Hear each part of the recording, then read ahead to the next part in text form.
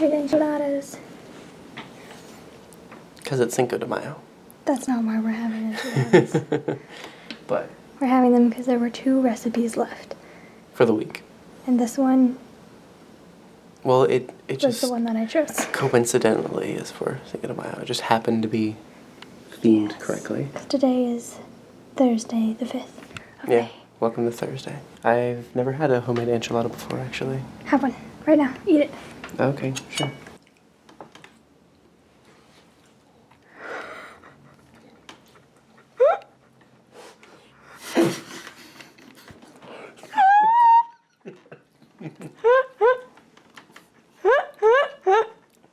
That was really hot.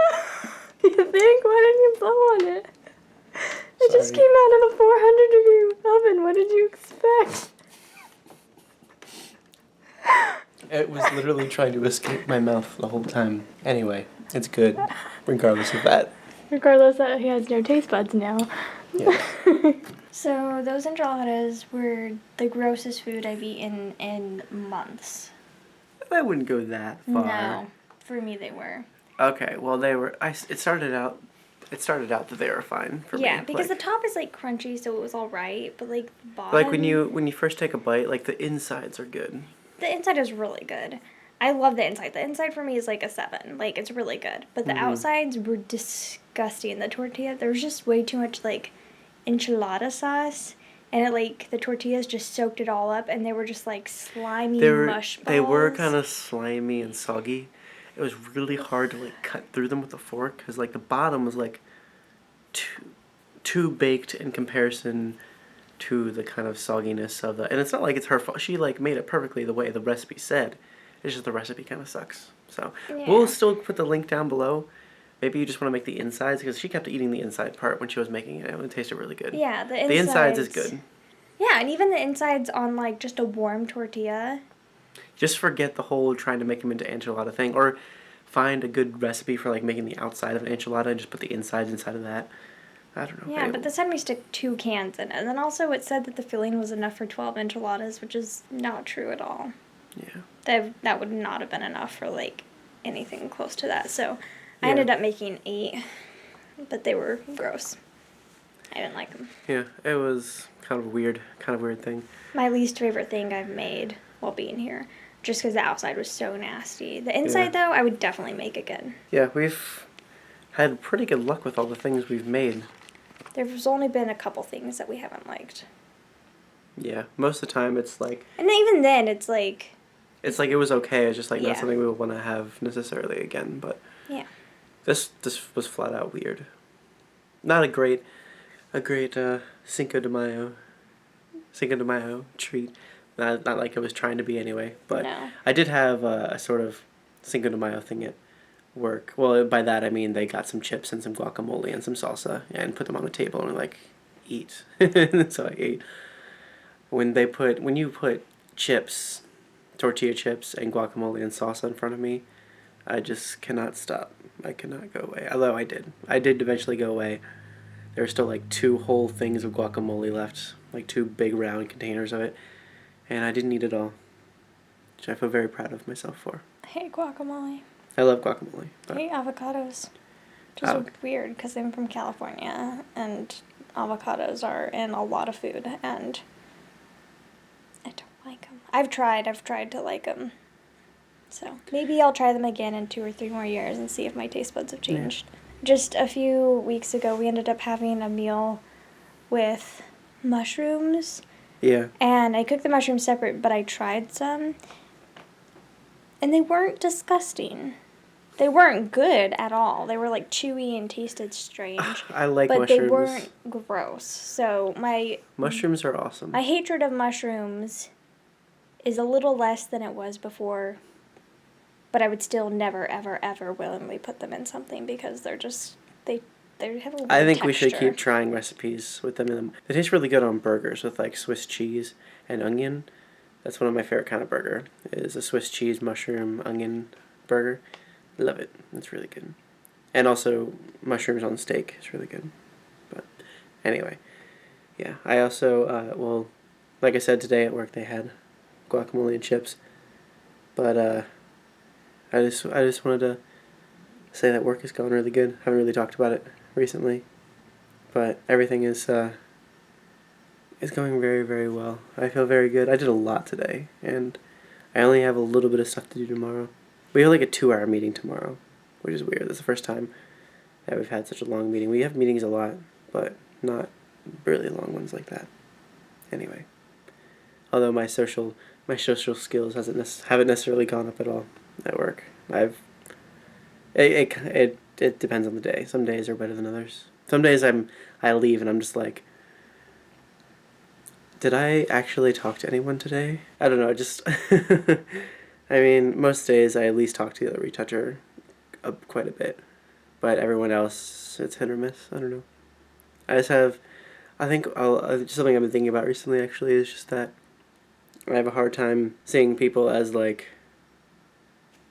on the same level as me, not like the same like they're below. They're like I always see all these people like above me, like they like seem older than me, and for some reason I feel like they're all adults. They're like have real lives. They're all like real adults and real people, and I'm just like play acting at it, and I don't know what I'm doing.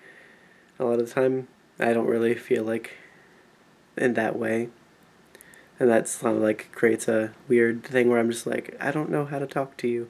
Anyway, that's something just that I noticed. Maybe if I work on that, it'll be even better. But anyway, just a little update on something I've talked about before on here. My difficulties with talking to people. We just kind of been sitting here, edited her first episode of King's Quest 3, because that's awesome. Yeah. It, unfortunately, well, she recorded yesterday. Unfortunately, that didn't work out. Yeah, I recorded it and I had to re-record it today. So we edited that tonight. We sat down and edited that together. And that was fun. And now I'm going to go back because she wants to do stuff. Thank you. I really wanted you to book my forehead tonight. Yes, please give me a zit. I need more. Is that how that works? If I just do like yes, that? Yes. Okay. Sorry. Last night I got to talk on the phone with my friend Katie, and we talked for a couple hours, I think. Well, yeah, I left around 11, maybe a little bit before that. You left before that. A little bit before 11, I think. Were you on the phone the whole time with her before you told me that you had just gotten off? Mm-hmm. So it was like 3.5 hours, right? Was it? Yeah. Okay, yeah. I was on the phone with her for a really long time. She's been my best friend since we were 13.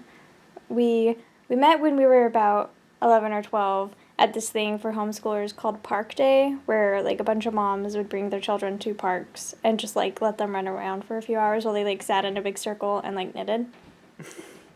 Okay. Or just talked or whatever. And so we met then, like forever ago, and we were like kind of friends. Like we were like friends, but we weren't like really good friends. And then they stopped going to Park Day because they had some other thing that they needed to do Wednesday mornings or something. And so I stopped seeing them, and I didn't see them for months. She and her sister, Larissa, who she's living with, and Larissa was only like a year and a half older than me. So we're all really close to each other in age. My mom ran into them at Walmart a few months later, and she recognized like the mom and stuff because they had sat and talked for a long time. And so she saw them, and she's like, oh, let me get your number because I think Giselle would like to hang out with you sometime. And that's when I was 13, and we've been best friends ever since. Which is really funny that my mom did that. Like, I guess she just felt impressed that she needed to do that, and I'm really grateful she did. I used to hang out at their house all the time, and we'd constantly do stuff together. I'd probably go over once a month for a sleepover weekend thing where I'd go over like Friday morning or Friday afternoon and stay until Sunday or Saturday night, and I'd go to church with them because they go to church on Saturday nights, and they'd drop me off at my house Saturday night because they went to church right by my house. And so yeah, and then I started homeschooling with them. We joined the same group as them and stuff. So Katie and I have been friends for like 8 years now. So we were catching up last night, and the whole time I was talking to her on the phone, just catching up with her, I was playing Animal Crossing. I was catching bugs, trying to pay off my debt, which is actually funny because Katie's and Larissa are the people who introduced me to Animal Crossing all those many years ago because they had the original one, and I'd play on their GameCube, and it was very fun, and that's how I learned about Animal Crossing. And so I'm playing, and I paid off my house. Like, completely paid off my house in Animal Crossing, and it was the most exciting moment of my life. Well, wow. Ever. Well, like, hey, never gonna top it. Not buying a real house someday. That's not gonna top it. Absolutely not. I've had this game for almost 3 years now, and I finally just paid off my house. To be fair, you haven't played it the whole time. No, I will play it for like a few weeks and then take like month breaks in between. Yeah. Yeah, but it was very fun to play, and Talk to Katie. yeah, but I paid off my house. It was so exciting. And then Katie didn't know anything about the new Animal Crossing game, so I was telling her about how awesome it was, and I showed her a whole tour of my town via video that like we sent through Voxer. That's fun. It was very exciting, but yeah, we just caught up on stuff. Katie's also engaged and is getting married sometime in the next few months. They're not exactly sure when yet. They haven't set a date, but sometime between July and September they're thinking ish. So yeah, so we were just talking about stuff and things, and yeah, we got engaged within a few weeks of each other. Actually, we got engaged technically within a few months of each other, but yeah. So we kind of have been on this journey at the same time, which is kind of fun. So it's really fun, though. I love Katie to death. She's, like, really, really funny. Not, like, really, really funny. She's really, really, really funny. You had to add the extra really. She is. She's, like, the most hilarious person I know. So that was really awesome talking to her, and got to hear funny stories about, like, her work and living where she's living right now, and it was great catching up with her, and that's what I did last night for hours and hours. It was awesome. I think that's it for today. Yeah. Nothing much exciting happened today. Well, yeah. I'm about to go and work on more stuff, but I know she wants to do some stuff too, so we will see you guys tomorrow. Bye, guys.